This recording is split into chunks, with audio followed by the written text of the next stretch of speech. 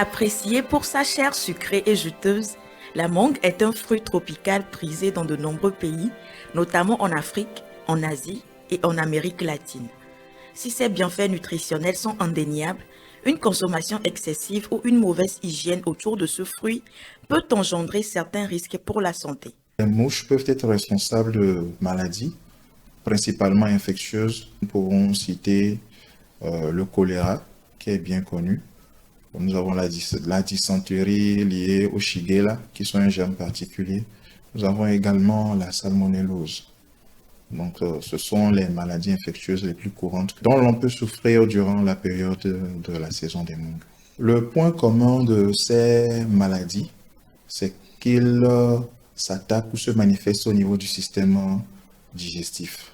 Donc, il faut surveiller les signes qui ont trait à l'appareil digestif, notamment la nausée qui peut s'accompagner des vomissements, les douleurs au ventre, les maux de ventre, les crampes, les ballonnements et surtout la diarrhée. La diarrhée qui est aqueuse, abondante, déjà plus de 3 selles par jour est un signe de diarrhée.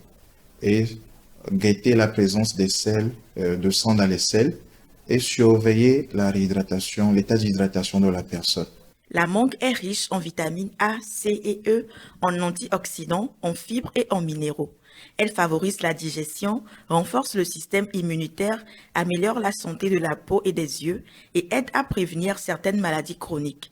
Mais comme tout aliment, elle doit être consommée avec modération. La consommation excessive de la mangue peut entraîner plusieurs conséquences sur la santé. Les mangues sont des fruits juteux, délicieux que beaucoup de personnes affectionnent, mais les consommer de façon excessive n'est pas sans danger.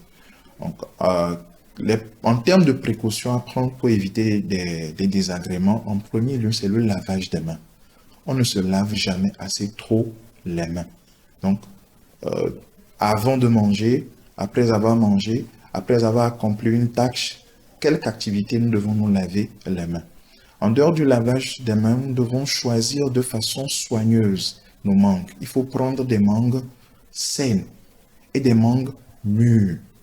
Une mangue mûre doit être légèrement molle au toucher. Et selon les variétés, on doit avoir une couleur uniforme de la mangue.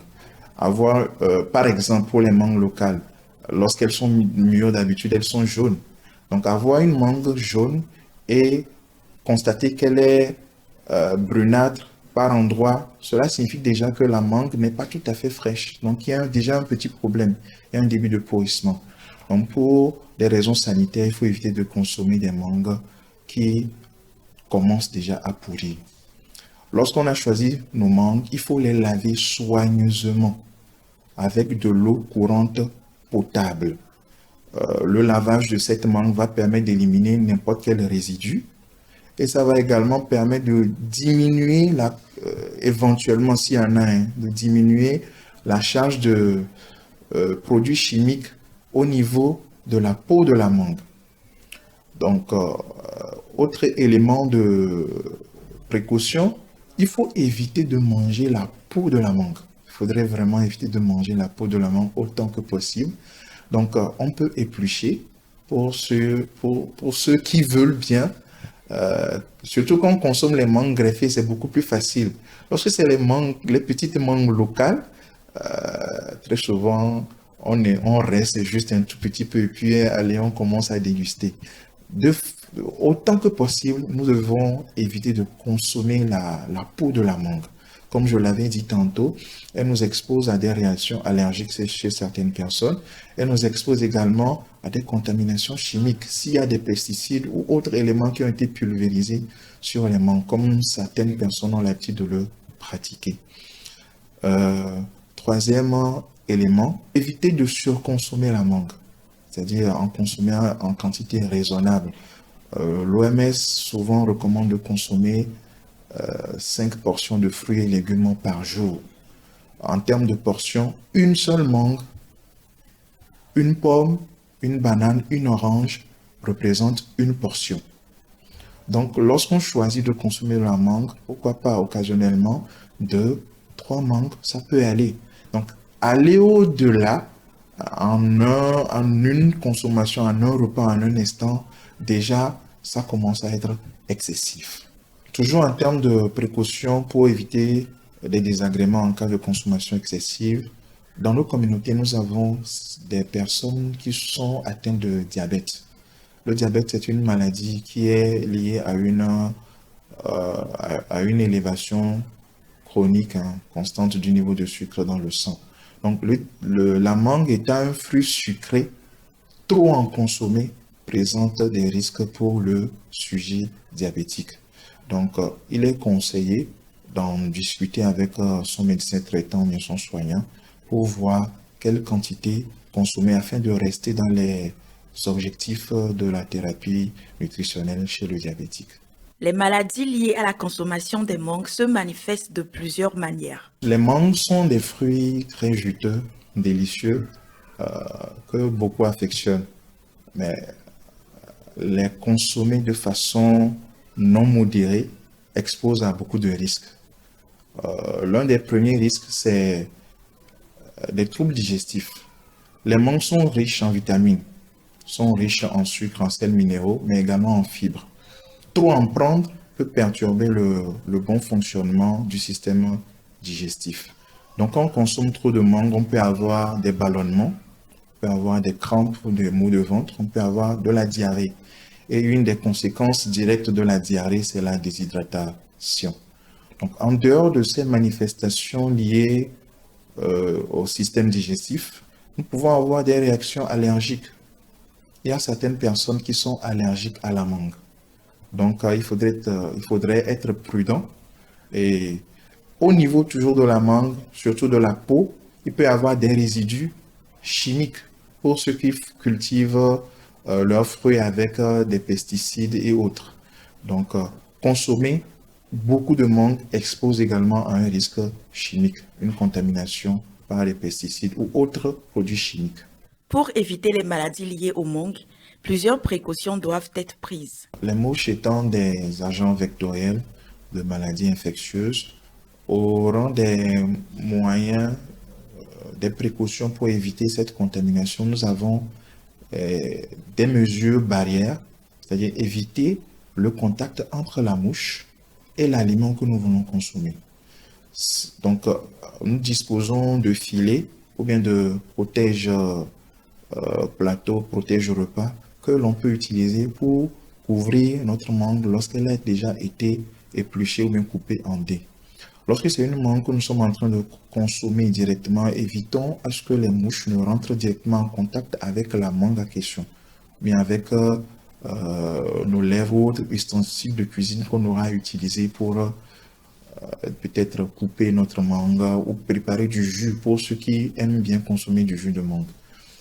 Autre moyen de précaution, il faudrait veiller à disposer de sanitaires convenables. Les mouches sont des insectes qui pullulent dans les milieux où l'hygiène laisse à désirer. Donc, éviter les dépotoirs qui pullulent un peu partout, éviter de déféquer à l'air libre sont autant de moyens de prévention de maladies infectieuses pouvant être liées à la mouche en tant que vecteur. Il existe également sur le marché des insecticides ou bien des pièges à mouches, des répulsifs que l'on peut utiliser dans certaines situations pour éviter le contact direct entre les aliments et les mouches. Mais attention, les répulsifs en question, ce n'est pas pulvérisé sur l'alimentation. Il est essentiel de mener des campagnes de sensibilisation pour informer la population. La sensibilisation commence déjà par cette interview, cette activité que nous menons.